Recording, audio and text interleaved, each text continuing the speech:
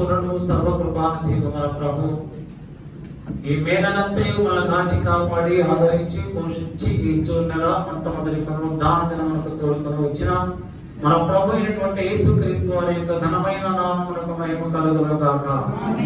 ఆమేన్. ఆమేన్. ఇప్పుడు వచ్చినటువంటి మీ అందరికీ మన ప్రభు అయినటువంటి యేసుక్రీస్తు వారి ఘనమైన నామములో నా తరఫున, మా కుటుంబం తరఫున, హోసన్నా వర్షిప్ సెంటర్ తరఫున ప్రత్యేకమైనటువంటి వందనాలు తెలియజేస్తున్నాను. Praise the Lord. హల్లెలూయా. ఈ రోజు పరిశుద్ధాత్మ దేవుడు మనతో మాట్లాడుతున్నటువంటి మాట, మనము కొన్ని విషయాలు మనం నేర్చుకోవాలి, మన బిడ్డలకు కూడా మనము నేర్పాలి. కొన్ని విషయాలు మనం నేర్చుకోవాలి, మన బిడ్డలకు కూడా మనం నేర్పాలి. మన బిడ్డలకు మనం నేర్పకపోతే, మనం నేర్చుకోకపోతే మన బిడ్డలకు మనము నేర్పలేము. మన బిడ్డలకు మనం నేర్పకపోతే వాళ్ళు ఇష్టం వచ్చినటువంటి మార్గంలో వారు నడుస్తారు. ప్రతి తల్లి ప్రతి తండ్రి కూడా వారి బిడ్డల్ని వారి బాల్యంలో ఉన్నప్పుడు, వారికి ఆ పసిబిడ్డకి నడక వచ్చినప్పుడు ప్రతి తల్లి ప్రతి తండ్రి కానీ, వాళ్ళ అమ్మమ్మ తాతయ్యలు కానీ, లేకపోతే నాన్నమ్మ తాతయ్యలు కానీ ఆ పసిబిడ్డ చేయి పట్టుకొని అలాగా అడుగు వేసుకుంటూ అలాగా నడిపిస్తూ ఉంటారు. అలాగా నడిపిస్తారు. ఎక్కడ నడిపిస్తారు? మన ఇంటిలో మంచి ఫ్లోరింగ్ మీద నున్నగా ఉంటుంది, చక్కగా ఎక్కడ కాలు కదిలిపోతుందో అన్నట్టుగా అలాగా నడిపిస్తాం. ఆ తర్వాత బయటకు తీసుకుని వెళ్తాం. బయట కూడా మంచి మార్గంలోనే మనం నడిపిస్తాం. అలా నడిపిస్తూ వెళ్ళినప్పుడు వారు పెద్దవారైన తర్వాత అదే మార్గంలో వాళ్ళు నడుస్తారు. మనకు సరైనటువంటి మార్గంలో నడిపించలేదనుకో, ఆ చిన్నతనంలోనే ఆ పిల్లలు ఏం చేస్తారంటే ఆ యొక్క మార్గం తప్పిపోయి ఆ పక్కన ఉన్నటువంటి కాలువలను, ఆ పక్కన ఉన్నటువంటి ముళ్ళ కంచెల్లోను, ఆ గడ్డిలోను అటు ఇటు తిరుగుతూ ఉంటారు. అటు ఇటు తిరిగినప్పుడు మంచి మార్గాన్ని విడిచిపెట్టి ఆ ముళ్ళతొక్కల వైపు వెళ్ళినప్పుడు వారు చాలా బాధపడతారు. ఆ ముళ్ళు గుచ్చుకుంటాయి, రాళ్ళు గుచ్చుకుంటాయి, ఇంకా అనేకమైనటువంటి ప్రమాదాలు సంభవించడానికి కారణం అవుతాయి. అదే మనము మంచి మార్గంలో మనం నడిపిస్తే ఆ ముళ్ళతొక్కల వైపు వెళ్ళరు, ఆ రాళ్ళ వైపు వెళ్ళరు. ఆ బిడ్డలు మంచి మార్గంలోనే నడిపిస్తారు. అలాగనే మనము కూడా మన బిడ్డలకు బాల్యంలోనే, చిన్నతనంలోనే వాళ్ళకి మనం ఏదైతే నేర్పించాలో వాటిని వాళ్ళకి నేర్పించాలి. ఆ నేర్పించినప్పుడు ప్రతిరోజు కూడా ప్రతి తల్లి ప్రతి తండ్రి వాళ్ళ తల్లిదండ్రులు ఆ చిన్న పిల్లలకి వాళ్ళకి మాటలు వచ్చినప్పటి నుంచి కూడా మనం వాళ్ళకి నేర్పుతూనే ఉండాలి, ప్రతిరోజు చెప్తూ ఉండాలి. అలా చెప్పినప్పుడు వారు పెద్దవాళ్ళు అయిన తర్వాత మనం ఏమైతే చెప్తామో, వేటినైతే వారు ఆనందిస్తారో, వేటినైతే గ్రహిస్తారో, వేటినైతే వారి హృదయంలో భద్రపరుచుకుంటారో వాటి ప్రకారమే నడుస్తారు. కుడికి కానీ ఎడమకి కానీ వాళ్ళు తిరగరు. ఎందువల్లంటే బాల్యం నుండి కూడా వారి హృదయంలో ఆ మాటలే ఉంటాయి. వాళ్ళు వారు చేసే ప్రతి పనిలో కూడా వాటిని వారు జ్ఞాపకము చేసుకుంటారు. హల్లెలూయా. ద్వితీయోపదేశకాండం 4వ అధ్యాయం, జ్యోత్రాణి చాప్టర్ 4 verses 9.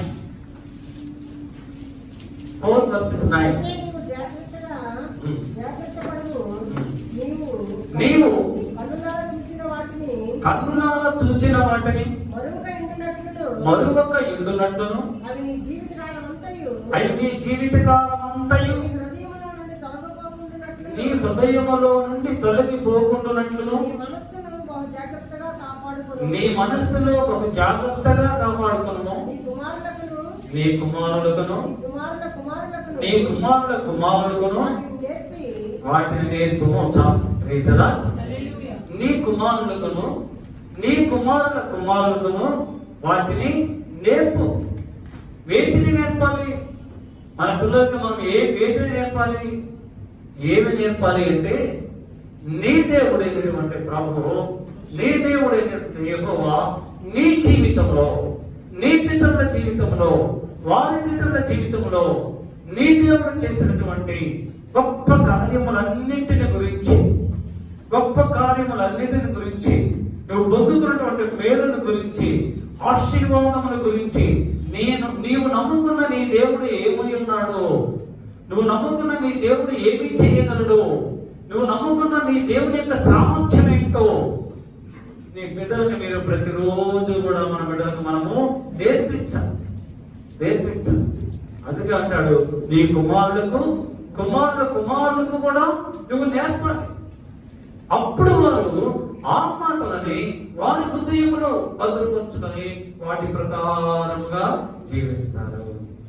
సామెతల గ్రంథం 22వ అధ్యాయం 6వ వచనంలో రాయబడుతుంది, బాలుడు నడవవలసిన త్రోవను వానికి నేర్పుము, వాడు పెద్దవాడైనప్పుడు వాటి నుండి తొలగిపోడు. బాలుడు నడవవలసిన త్రోవను వానికి నేర్పాలి. ఆ పసితనములోనే, చిన్న వయసులోనే, బాల్యములోనే మనము నేర్పాలి. ఏ మార్గములోకి వెళ్తే, ఏ త్రోవలో నువ్వు నడిస్తే, ఏ మార్గములో నడిస్తే నీ జీవితము సుఖంగా ఉంటుంది, నీ జీవితము సుఖంగా ఉంటుంది, నీ జీవితము ఫలభరితమైనటువంటి జీవితముగా ఉంటుంది, ఆశీర్వదింపబడిన జీవితముగా ఉంటుందో చిన్నప్పటి నుంచే బిడ్డలకు మనము నేర్పాలి. నేర్పితే వాళ్ళు పెద్దవాడైనప్పుడు, అంటే వాడు వృద్ధుడైనప్పుడు కూడా వాటి నుంచి తొలగిపోడు. ఒకవేళ నువ్వు నేర్పకపోతే, బాల్యంలోనే నువ్వు నేర్పకపోతే, నీ బిడ్డలు నేర్చుకోకపోతే వారు చెడు మార్గంలోనికి వెళ్ళిపోతారు. వాళ్ళు త్రోవ తప్పిపోతారు. త్రోవ తప్పినప్పుడు ఎన్నో ప్రమాదములు, ఎన్నో ఆటంకములు వస్తాయి. అప్పుడు మనం ఎంత బాధపడినప్పుడు కూడా ప్రయోజనము ఉండదు. సామెతల గ్రంథం 119వ దావీదు మహారాజు రాసినటువంటి కీర్తన 119వ కీర్తన 33వ వచనాన్ని చదువుకున్నాం. యెహోవా నీ కట్టడలను అనుసరించుటకు నాకు నేర్పుము, అప్పుడు నేను కడమట్టుకు వాటిని గైకొందును. దేవా యెహోవా నీ కట్టడలను నాకు నేర్పుము, అప్పుడు నేను కడమట్టుకు వాటిని నేను గైకొందును. దేవుని యొక్క ఆజ్ఞలను, ఆయన యొక్క కట్టడలను, ఆయన యొక్క ఉపదేశములను, ఆయన యొక్క నిబంధనలను, దేవుడు మనతో చేసినటువంటి నిబంధనలను, ఆ యొక్క ప్రమాణములను, కట్టడలను, ఆజ్ఞలను అన్నింటినీ కూడా మన బిడ్డలకు మనము నేర్పాలి. ఏది పవిత్రమైనదో, ఏది అపవిత్రమైనదో, ఏది ప్రతిష్ఠితమైనదో, ఏది ప్రతిష్టము కానిదో, వీటన్నింటిని గురించి ఏది మంచిదో, ఏది చెడ్డదో, ఏది అనుకూలమైనదో, ఏది అనుకూలమైనది కాదో, ఏది సత్యమో, ఏది నీతో, ఏది ధర్మమో, ఏది అధర్మమో బాల్యము నుండి కూడా మన బిడ్డలకు మనము నేర్పించాలి. ఏది గౌరవమో, ఏది అగౌరవమో, మనం ఎలాగా ప్రవర్తించాలి, ఎలాగా జీవించాలి, ఎవరిని వెంబడించాలి, ఎవరిని మేము వెంబడిస్తే ఏమవుతుంది, ఇవన్నీ కూడా దినము కూడా మన బిడ్డలకి బాల్యము నుంచి కూడా మనము నేర్పాలి. ప్రతి తల్లి తండ్రికి అన్నింటికీ సమయం ఉండాలి, కానీ బిడ్డలకి నేర్పడానికి సమయము ఉండదు. నేర్పడానికి సమయం ఉండదు, అన్నింటికీ సమయం ఉండాలి. కానీ మన బిడ్డలకి నేర్పడానికి నువ్వు సమయం చూసుకొని, సమయం ఏర్పాటు చేసుకొని ప్రతిరోజు కూడా నీ బిడ్డలకు నువ్వు నేర్పాలి. రాత్రి నువ్వు పండుకొని పోయే ముందు నీ బిడ్డలని నీ దగ్గరికి తీసుకొని నీతో పరుట పెట్టుకొని 10 నిమిషాలు, ఒక పావు గంట, ఒక 20 నిమిషాలు, ఒక అర్ధ గంట నీ దేవుని గురించి, నువ్వు నమ్ముకున్న దేవుని గురించి, ఆయన నీకు చేసిన కార్యముల గురించి, ఆయన ఏం చేస్తాడు, ఆయన ఏం చేయగలడు, ఆయన సామర్థ్యం ఏంటో, ఆయన శక్తి ఏంటో, ఆయన ఏమై ఉన్నాడు, ఆయన ఏం చేయగలడు, ఈ బిడ్డలకు నువ్వు ప్రతిరోజు చెప్తుంటే కొద్ది సంవత్సరాలు అయిపోయిన తర్వాత ఆ బిడ్డ వాటి నుంచి అన్నాడు కూడా బయటికి వెళ్ళడు, దేవుని మార్గంలోనే నడుస్తాడు. ఎందుకంటే నా తల్లి కన్నా, నా తండ్రి కన్నా, మా అమ్మమ్మ కన్నా మా తాతయ్య కన్నా నేను గొప్ప మేలు నా దేవుని యొద్ద నేను పొందుకోవాలి. నా దేవుని యొద్ద మరి శ్రేష్టమైనటువంటి దీవెన నేను పొందుకోవాలి అనేటువంటి దృఢమైనటువంటి విశ్వాసములో వాళ్ళు బలపరచబడాలి. అందుకే మన దేవుని యొద్ద వారికి భయభక్తులు మనము నేర్పాలి. నీ దేవుడైన యెహోవా యొక్క భయభక్తులు వారికి నేర్పాలి. 34వ కీర్తన 11వ వచనంలో దావీదు అంటున్నాడు, యెహోవా యందలి భయభక్తులు మీకు నేర్పెదను అంటున్నాడు 11వ వచనంలో. 9వ వచనంలో అయితే యెహోవా యందు భయభక్తులు కలిగిన వారికి ఏ కొదువ లేదు.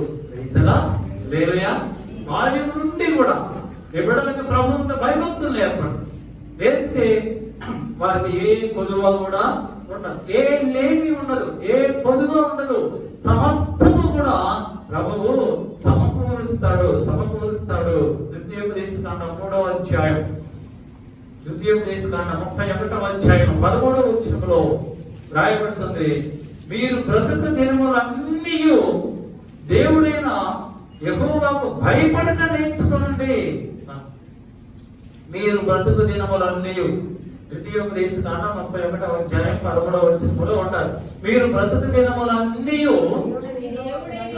మీ దేవుడైన యెహోవాకు భయపడట నేర్చుకోండి. భయపడ దేవుని యొక్క భయభక్తులే మన కుటుంబానికి ఆశీర్వాదకరము. యోగు స్నేహితులు యోగుతో అంటున్నారు, నీ భక్తి నీకు ధైర్యం పుట్టింపదా అని యోగు స్నేహితులు యోగుతో అంటున్నారు. నీ యొక్క భక్తి నీకు ధైర్యం పుట్టించదా అంటే యోగు అంటున్నాడు, నా యొక్క భక్తి నాకు ధైర్యము పుట్టిస్తుంది.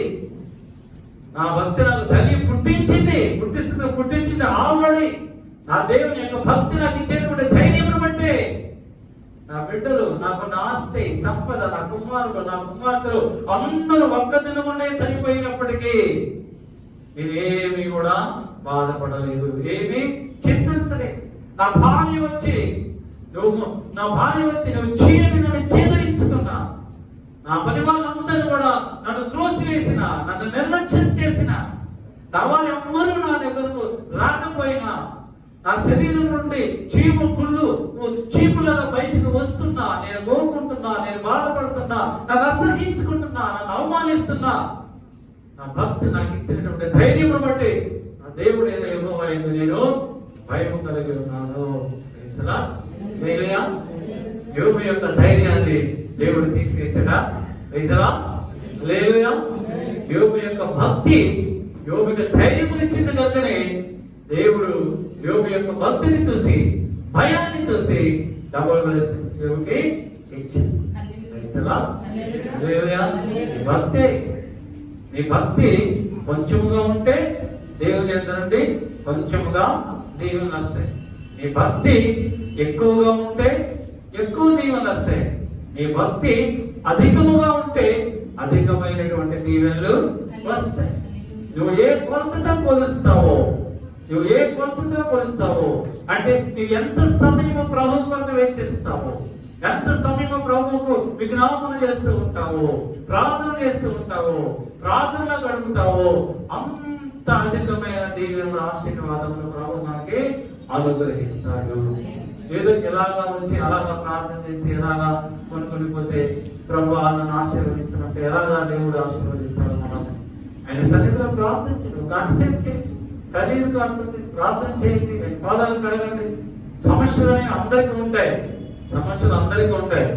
అయితే ఎవరైతే ప్రభు సన్నిధిలో కన్నీటితో ప్రార్థన చేస్తారో దేవుడి వారి ప్రార్థన ఆలకించి వారి సమస్యలన్నింటినీ తీసివేస్తాడు. మీరు ప్రార్థన చేస్తున్నారు కదా, నేను ప్రార్థన చేస్తాను ప్రతిరోజు మానకుండా మర్చిపోకుండా మినిమం గంట సేపు మేమిద్దరం రాత్రి ప్రార్థన చేస్తాం. దేవుని మందిరంలో, ఈ మందిరంలో ఇక్కడనే ప్రార్థన చేస్తాం. రేపు జామాచి ఇక్కడే ప్రార్థన చేస్తాం. మంచిదే, ప్రార్థన ఆలకిస్తాడు ప్రభు, మీ సమస్యలు తీరుస్తాడు. కానీ మీరు కూడా ప్రార్థన చేయండి.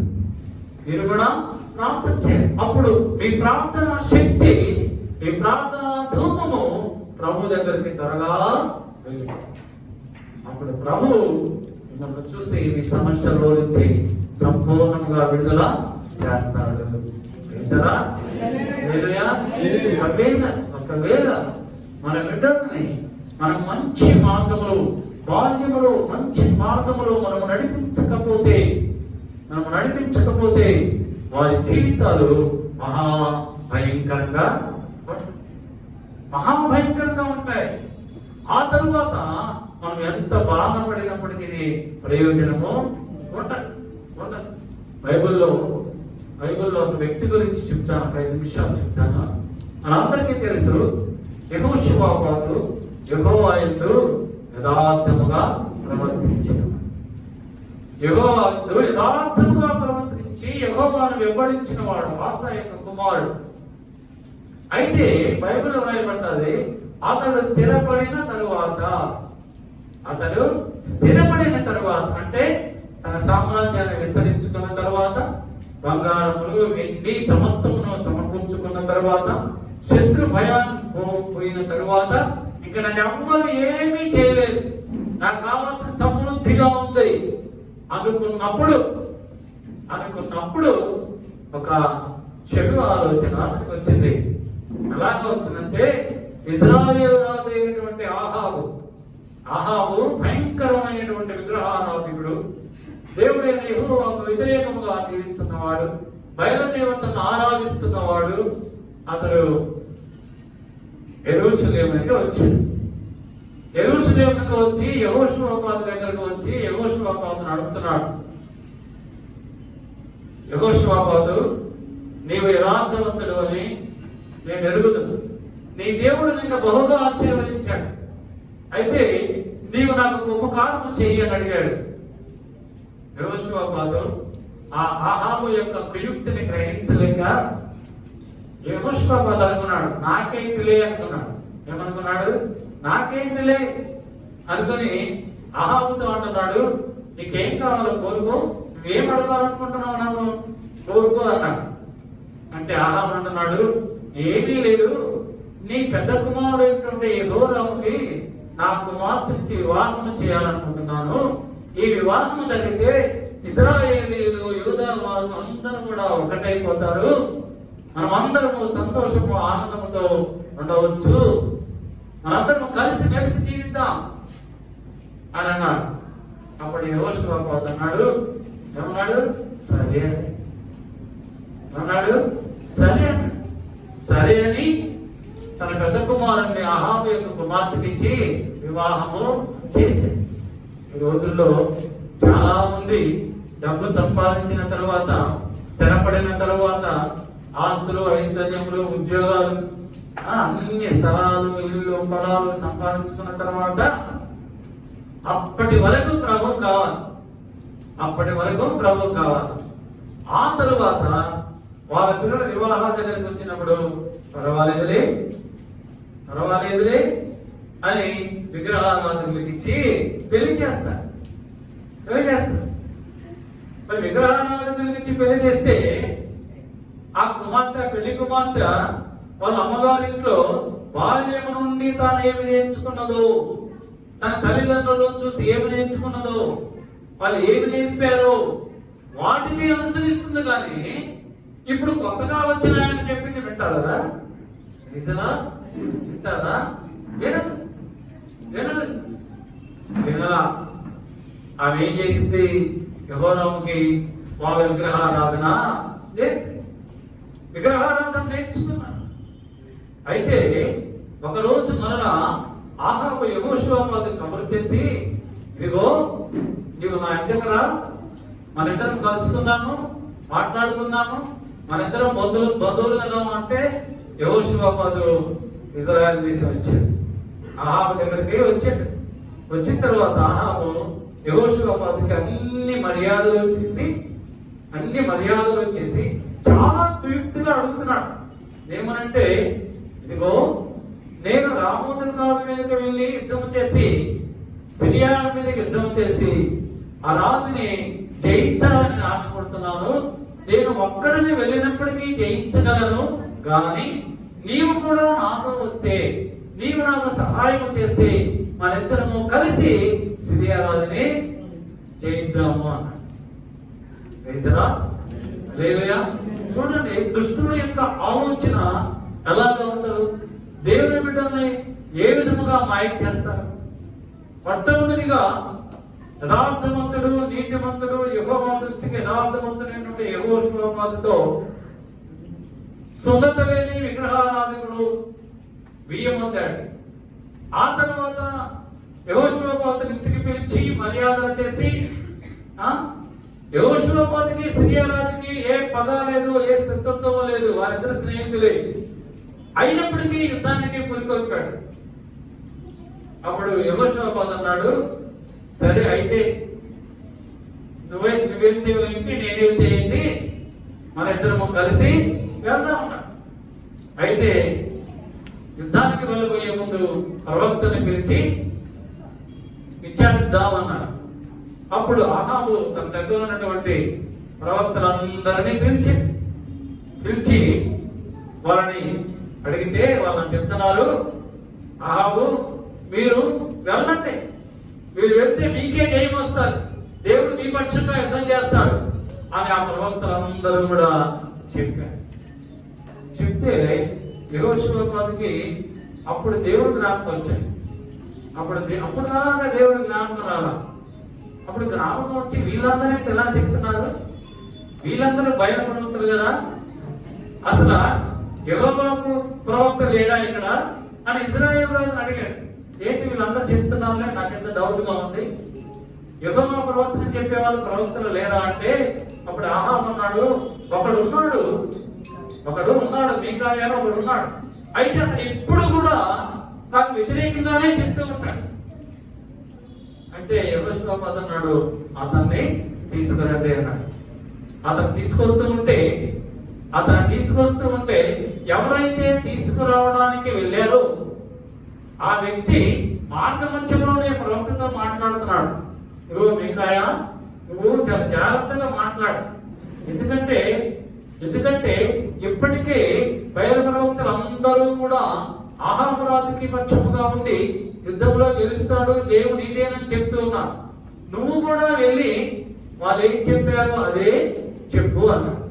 మీకాయా అన్నాడు, నువ్వు చెప్పమన్నది నేను చెప్పను, వాళ్ళు చెప్పమన్నది నేను చెప్పను, నా దేవుడు నాకేం చెప్తే అదే చెప్తాను అన్నాడు. అక్కడికి వెళ్ళిన తర్వాత చెప్పమంటే మీకాయా చెప్తున్నాడు, యెహోషువపాతు యెహోవా మాట వినుడి, యెహోవా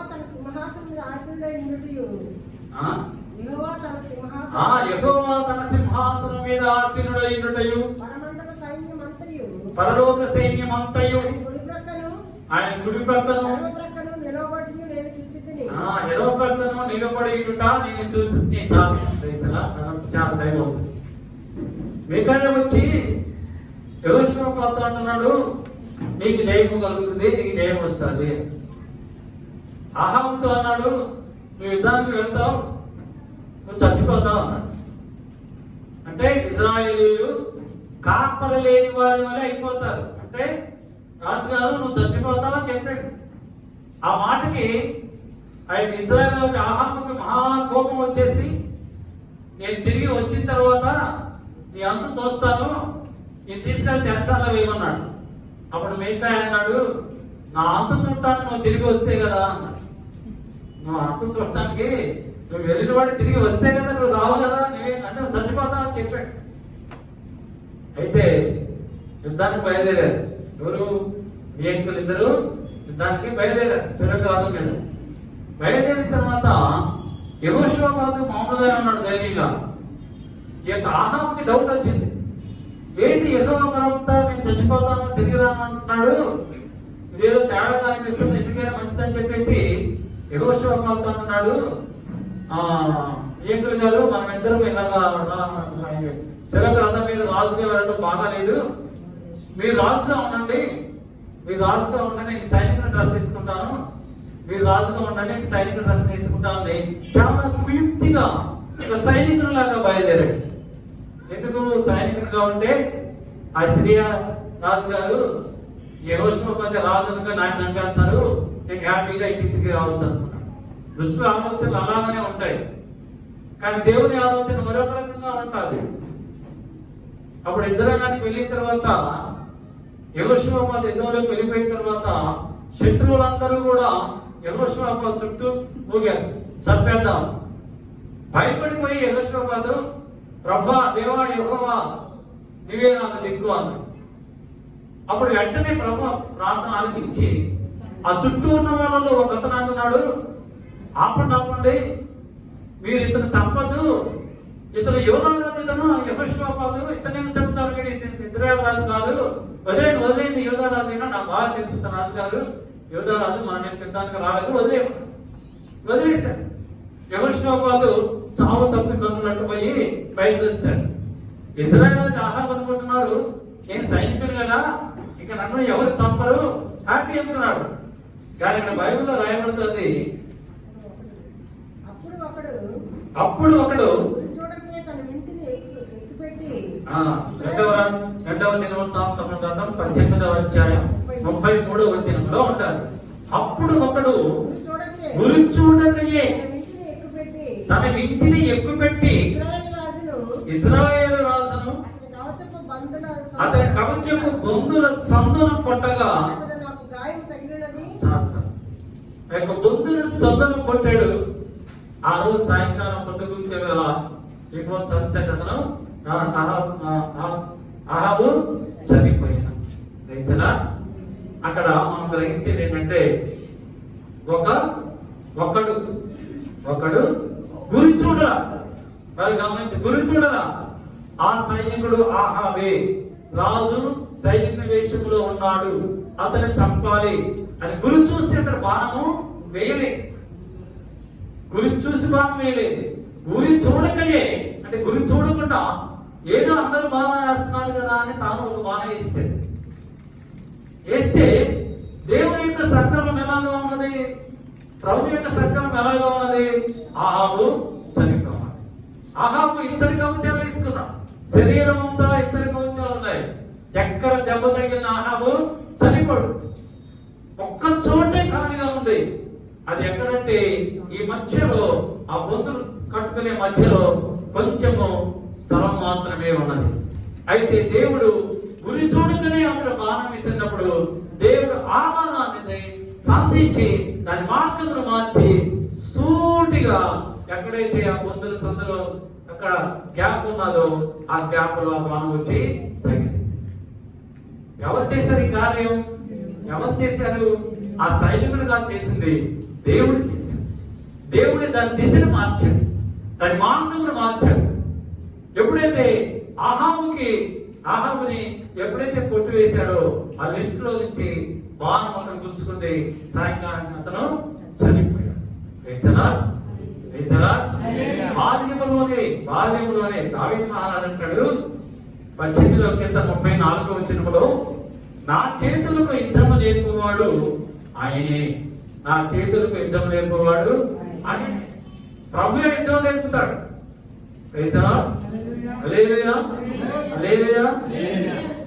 దావీదు కూడా యుద్ధానికి వెళ్ళాడు. ఎవరి మీదకి?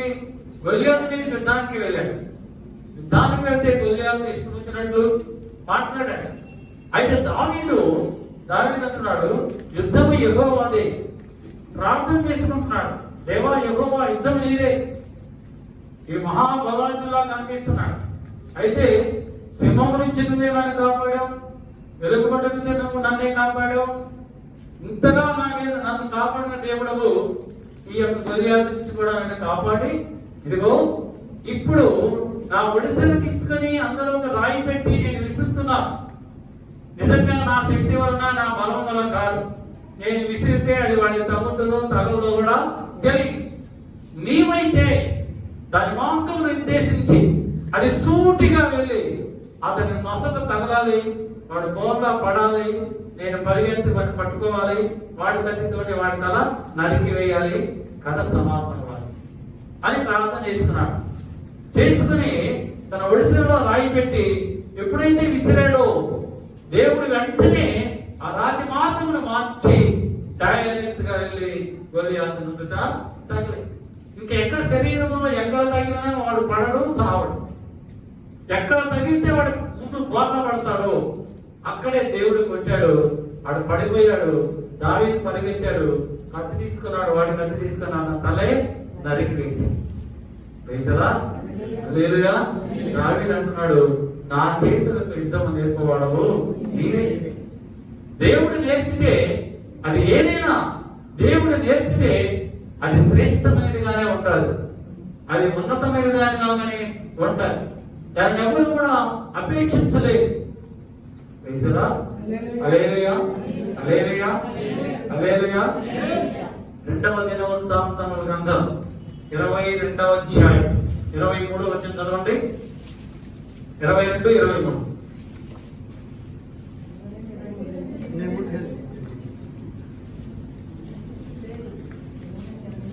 రెండవ రాజుల గ్రంథం కాక 2వ దినవృత్తాంతముల గ్రంథం 22వ అధ్యాయము 2, 3 వచనం. 2వ దినవృత్తాంతముల గ్రంథం 22వ అధ్యాయము 2, 3 వచనం. అహస్య ఏలనారంభించినప్పుడు 42 ఏళ్ల వాడై యెరూషలేములో 1 సంవత్సరము ఏలెను. అతని తల్లి ఒమ్రీ కుమార్తె, ఆమె పేరు అతల్య. దుర్మార్గముగా ప్రవర్తించుటకు అతని తల్లి అతనికి నేర్పుచూ వచ్చెను కనుక అతను ఆహాబు సంతతి వారి మార్గములందు నడిచెను. హల్లెలూయా.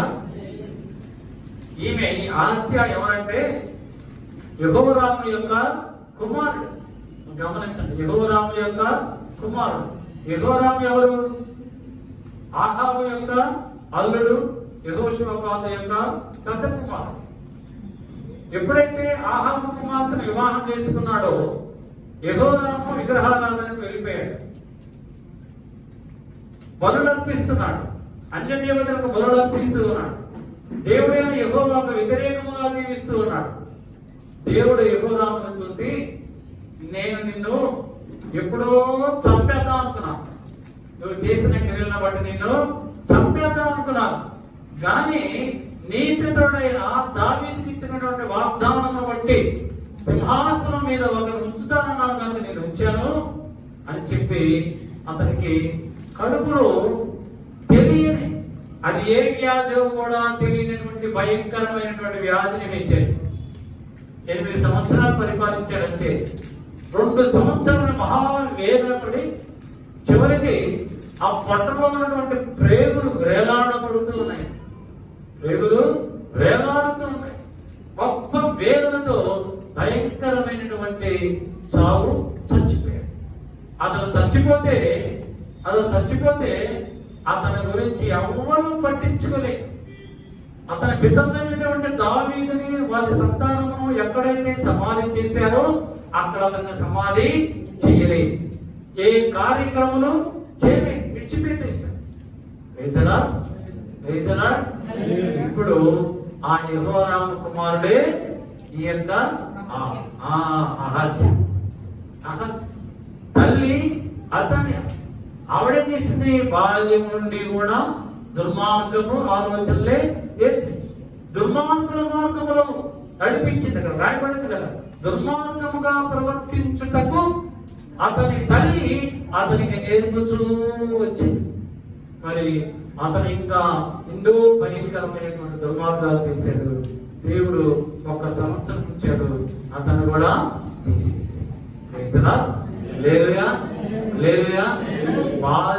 బాల్యములోనే మన బిడ్డలకి మనం ఏ మార్గంలో నడిపించాలో వారిని నడిపించాలి. నువ్వు మంచి మార్గంలో నడిపిస్తే నీ బిడ్డలు పెద్దవాళ్ళైన తర్వాత మంచి మార్గంలో నడుస్తారు. నువ్వు దుర్మార్గంలో నడిపిస్తే వారి జీవితకాలం అంతా దుర్మార్గంగానే నడుస్తారు.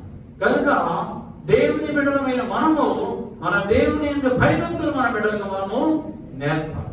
దేవుడు మనకు చేసినటువంటి గొప్ప కార్యముల గురించి మనము నేర్పాలి. అప్పుడు వారు నడవవలసినటువంటి త్రోవ వారు పక్కకు వెళ్లకుండా దేవుని మార్గంలోనే వారు నడుస్తారు. దావీదు మహారాజు రాసినటువంటి కీర్తన 140 3:10 చదువుకున్నాం. 143:10. నీవే నా దేవుడవు, నీ చిత్తానుసారముగా ప్రవర్తించుటకు నాకు నేర్పుము.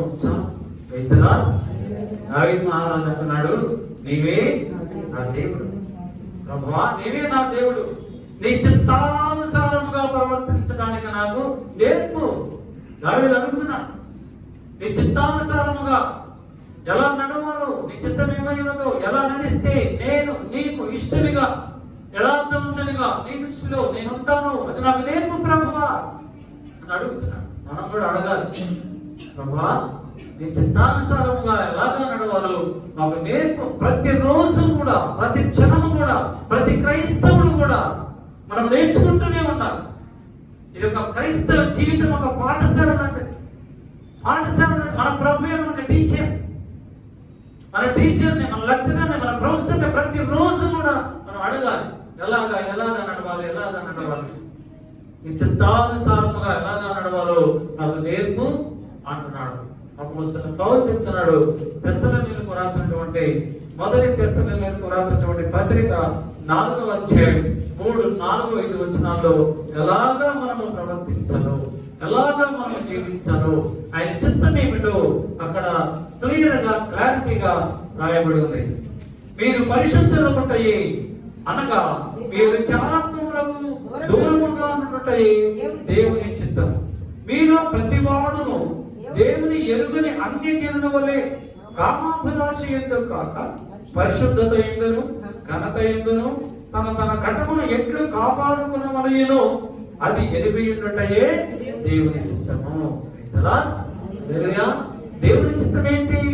పరిశుద్ధులుగా ఉండటమే. మనం అందరము కూడా పరిశుద్ధంగా, పవిత్రులుగా ఉండటమే మన దేవుని యొక్క చిత్తం. మరి పరిశుద్ధులుగా, పవిత్రంగా ఉండాలంటే ఏం చేయాలి? ఏం చేయమంటున్నాడు? జారత్వములకు దూరంగా ఉండండి. అన్య జనులాగా మీరు కామాభిలాషయందు ఆసక్తులై ఉండకండి. అన్య జనులు వారు జాగ్రత్తం చేస్తారు, వారు విగ్రహారాధన చేస్తారు, వారు ఇష్టం వచ్చినట్టు వారు జీవిస్తారు. మనమైతే వారు జీవించినట్లు మనము జీవించకూడదు. అలాగా జీవించాలి. మనం పరిశుద్ధత ఎందును ఘనత ఎందును ప్రతి వారు కూడా వారి ఘటములను కాపాడుకుంటే దేవుని యొక్క చిత్తము. ఆ చిత్తాన్ని మనము నెరవేర్చాలి. అది నెరవేర్చాలి అంటే ప్రభు యందు మనం దానిని నేర్చుకోవాలి. అందుకే అపోస్తలుడైన పౌలు అంటున్నాడు, ఫిలిప్పీయులకు రాసినటువంటి పత్రిక 4వ అధ్యాయం 11, 12 వచనాలు చదువు.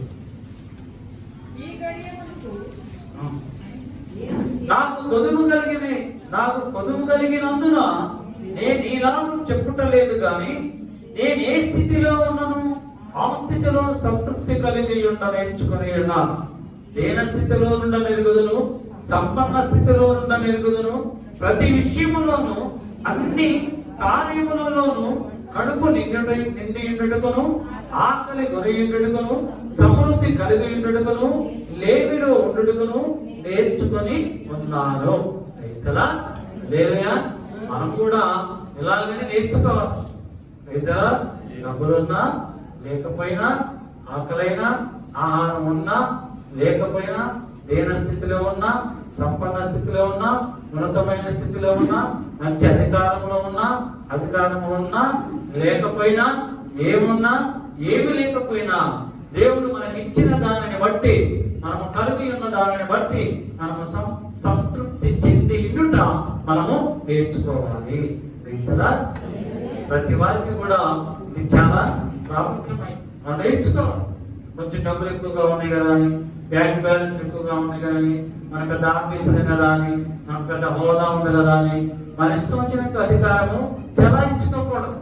మన ఇష్టం వచ్చినట్టు మనము ప్రవర్తించకూడదు. ఉన్నా లేకపోయినా, ఉంటే లేకపోతే ఏ విధముగా ఉంటావు, ఉన్నప్పుడు అలానే ఉండాలి, ఆకలైనప్పుడు, సమృద్ధిగా ఉన్నప్పుడు, ఏ స్థితిలో ఉన్నా దేవుడు మనకిచ్చినటువంటి స్థితిని బట్టి, దేవుడు మనకిచ్చినటువంటి యోగ్యతను బట్టి, దేవుడు మనకిచ్చినటువంటి అర్హతను బట్టి, అధికారమును బట్టి మనము సంపూర్ణమైనటువంటి సంతృప్తి కలిగి ఉండటం మనము నేర్చుకోవాలి. ఒకవేళ దేవుని బిడ్డలారా అటువంటి అనుభవం మీకు లేకపోతే ఈ రోజైనా సరే నేర్చుకుందాం. మనము నేర్చుకుందాం, ఉన్నదానితో తృప్తిగా ఉండటం నేర్చుకుందాం. వారికి అన్ని బంగారాలు ఉన్నాయి, వారికి అన్ని కార్లు ఉన్నాయి, వాళ్ళ అమ్మాయికి ఆయన 4 కోట్లు 3 కోట్లు 2 కోట్లు కట్నం ఇచ్చి పెద్ద సంబంధాలు చేశాడు. మా అమ్మాయికి కూడా నేను అదే సంబంధం చేయాలా, అటువంటి వాళ్ళు నాకు దొరకాలా, అటువంటి ఉద్యోగస్తులే రావాలా? అలా ఆలోచించు. వాళ్ళకి ఇచ్చిన స్థితిని బట్టి వాళ్ళు ఉన్నారు. దేవుడు నీకు ఇచ్చినటువంటి స్థితిని బట్టి దేవుడు నీకు ఎవరిని అనుగ్రహిస్తే, దేవుడిని ఎవరిని అనుగ్రహిస్తే వారిని బట్టి నువ్వు సంతృప్తి చెంది ఉంటే దేవుడు నిన్ను వారిలాగా బహుగా ఉన్నతమైనటువంటి స్థితి నీకు ఇస్తాడు. అలా కాకుండా నీ స్థితిని మర్చిపోయి, నువ్వు ఏ స్థితిలో ఉన్నావో దాన్ని మర్చిపోయి ఎవరో స్థితిని చూసి నువ్వు వారి గురించి నువ్వు ఆలోచిస్తే చివరికి నువ్వు ఆలోచిస్తూనే ఉండవలసింది. కానీ సంవత్సరాలు గడిచిపోతాయి, కానీ నీ జీవితంలో తృప్తి నీకు కలుగు. కనుక దేవుని పిల్లలారా, దేవుడు మనకి ఇచ్చిన దాన్ని బట్టి, మనం కలిగి ఉన్న దాన్ని బట్టి మనం సంతృప్తి చెందవలేను. అదేవిధంగా చివరిగా మాట చదువుకొని ముగించేద్దాం. అపోస్తలుడైన పౌలు తీతుకు రాసినటువంటి పత్రిక 3వ అధ్యాయం 14వ వచనాన్ని చదువు. మన వారును నిష్ఫలులు కాకుండా నిమిత్తము అవసరమును బట్టి సమయోచితముగా సత్క్రియలను శ్రద్ధగా చేయుటకు నేర్చుకునవలెను. పౌలున్నాడు, మన వారును నిష్ఫలులు కాకుండా నిమిత్తము అంటే అప్రయోజకులు కాకుండా నిమిత్తము, పనికిరాని వారు కాకుండా ఉండే నిమిత్తము ఏం చేయమన్నాడు? అవసరమును బట్టి సమయోచితముగా సత్క్రియలను శ్రద్ధగా చేయుట నేర్చుకోవలను. మనం ఏం నేర్చుకోవాలి? సత్క్రియలు చేయటం నేర్చుకోవాలి, శ్రద్ధగా చేయడం నేర్చుకోవాలి, మంచి కార్యము. సత్క్రియలు అంటే మంచి కార్యములు చేయడం శ్రద్ధగా చేయాలి. సొనుక్కుంటూ కొనుక్కుంటూ చేయకూడదు. కొంతమంది సొనుక్కుంటూ కొనుక్కుంటూ చేయకపోతే వాళ్ళు ఏమనుకుంటారు, చేస్తే వీళ్ళు ఏమనుకుంటారు అన్నట్టుగా చేయకూడదు. నీవు ప్రభువునందు విశ్వాసంతో శ్రద్ధతోటి మంచి కార్యములను ఎలాగా చేయాలో నువ్వు నేర్చుకో. ముందు నువ్వు నేర్చుకుంటే తర్వాత ఎలా చేయాలో నువ్వు చేస్తావు. శ్రద్ధగా సత్క్రియలు చేయాలి. సత్క్రియలు అంటే ఏంటి? చదవండి 3వ అధ్యాయం 1-2 వచనాలు. తీతుకు రాసిన పత్రిక 3వ అధ్యాయం. అధిపతులకును అధికారులకును లోబడి విధేయులుగా ఉండవలననియు ప్రతి సత్కార్యము చేయుటకు సిద్ధపడి ఉండవలననియు మనుషులందరి ఎడల సంపూర్ణమైన సాత్వికమును కనపరచుతూ ఎవరిని దూషింపక జగడమాడని వారును శాంతులై ఉండవలనని వారికి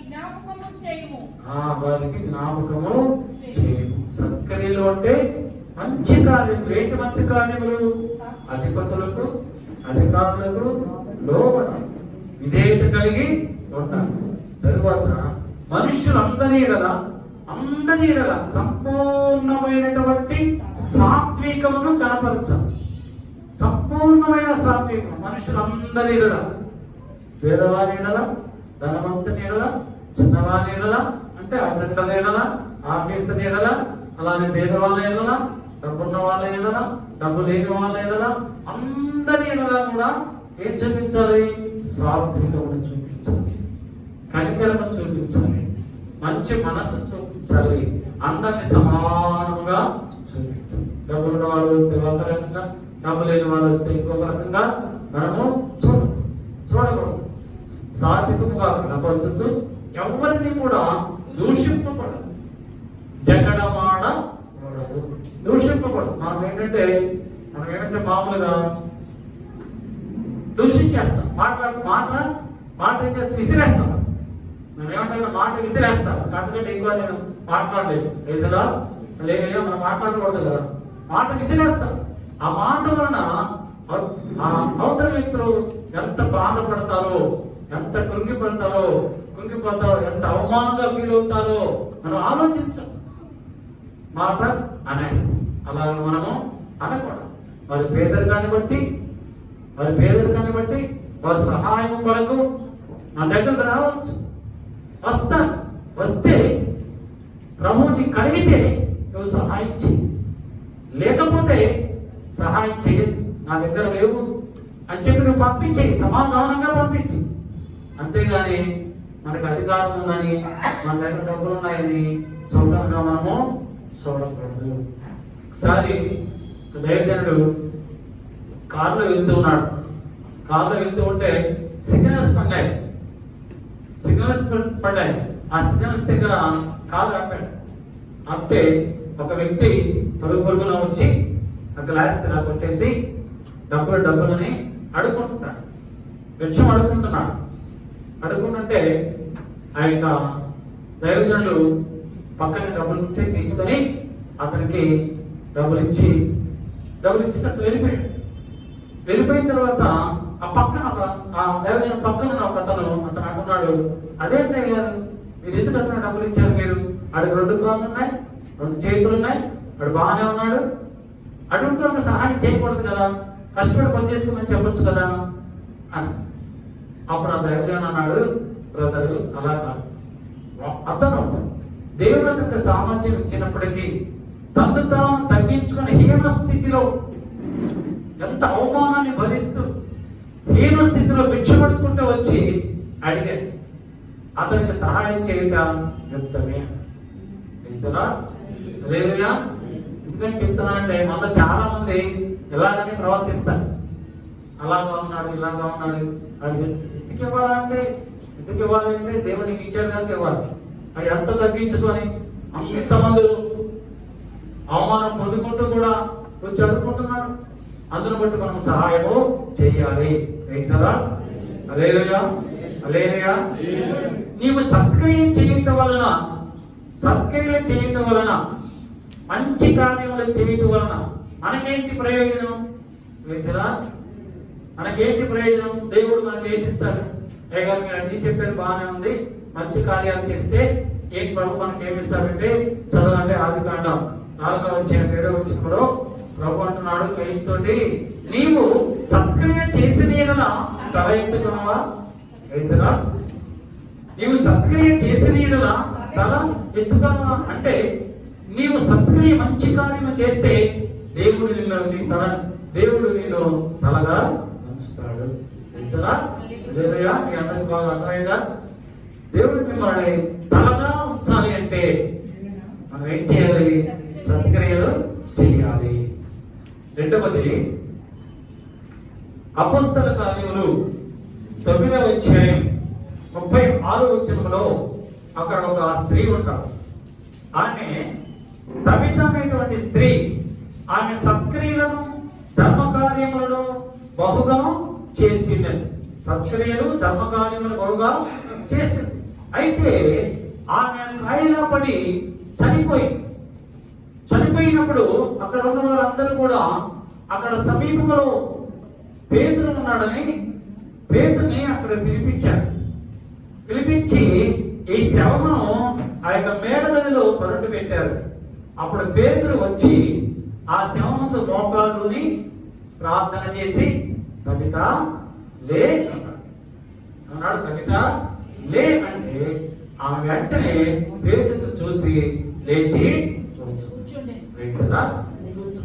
మరి దేవుడు ఆమెకి ఆ జీవాన్ని చనిపోయినటువంటి తబితని ఎలాగా లేపాడు? ఆమె ఆశీర్వాదం ఎలాగా పొందుకుంది? అక్కడ రాయబడుతుంది. అక్కడ ఉన్న వాళ్ళందరూ అంటున్నారు ఆమె అనేకమైనటువంటి సత్కార్యములు ధర్మకార్యములు చేసింది, సత్కార్యములు చేసింది. ఇంకా అక్కడ రాయబడతారు విధవరాండ్రకు బట్టలు కుట్టిందని ఇవన్నీ ఉంటాయి అక్కడ. అయితే నువ్వు సత్క్రియ చేయటం వలన నీ జీవాన్ని నువ్వు కాపాడుకుంటావు. నువ్వు సత్క్రియ చేయటం వలన దేవుడు నీ తలని పైకెత్తేవారుగా నిన్ను ఉన్నతమైనటువంటి స్థితిలో ఉంచుతాడు. నువ్వు సత్క్రియ చేయటం వలన దేవుడు నీకు జీవాన్ని అనుగ్రహిస్తాడు.